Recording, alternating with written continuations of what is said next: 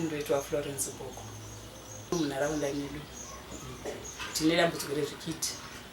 Hatirangi zvikiti zvinokwira pamusoro pedzimba, zvidhiti zviri pamusoro pedzimba. Zvakuti zvikiti zvaMwari kandi zvende zvatishatinozvizisi, ende zvimwe zvacho zvawild zvekuti vana vachakwanisa kana kuda panze manero.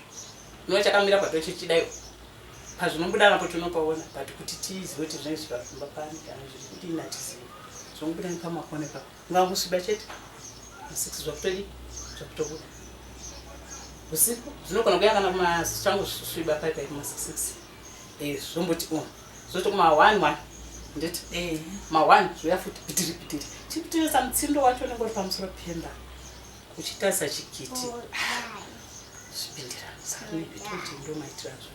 Saka achichema chedu yachondoti vemuzi weGlen davagonawo kana uchigona otibatsa muzobata kuti muno munharaunda muno 97 na27 ndoda muzigaripo ndikutotaura ndakatomirira vamwe vangu usiku. Dambudziko rava nenguva yakadii mai rekatsi dzamukutorecho? Vane nguva ngangutoiye zvinofunga fanira kutaura 3 years asi haizvonzi zvatozonyanya mai tichingoti kuda pate zvinhu zvasiriasi kuti kana chakutumikira vanhu chichida kuruma ende zvose zvichinjana noza nguva neimwe type ushaza kuti zvimwe zvinhu zvamboita imhando ipi yekatsi dzamunoona? Inhema, itsvuku, ndedzerudzipi? Black and white nerimwe white zihombe rakasvika pa mazuva acharo nezvinokwana nekara yakadai rakaita yellow black iro chocho chiri wild manje ndochinotomira kudai chikaona muchero chikaona muchero kuti saka zvototinesa izvo. Pane mwana akatomborumwa here kana kuti akaedza kurumwa?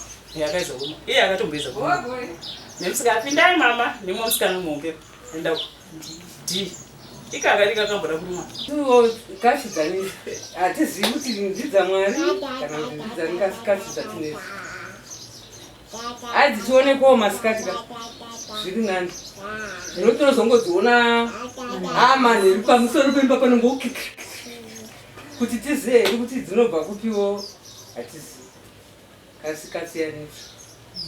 Ingatangese nguva yekusvika nguva dzingatangese nguva yekusvika nguva makatsaya from 6 kusvika kwaedza makatsaya tinongoti handisi dzinouya pamwe tikangoti kukangoti zvarara kusviba so kukangoti svibei mbichana kana kumapasti 6 kana kuma7 wautodziona dzango kasizidzaitese komwe uzongwa kikiriki saka kuti tizonyatsoziva kuti dzinozopedza nguva iko unozobatiwa ukanewo asi dambudziko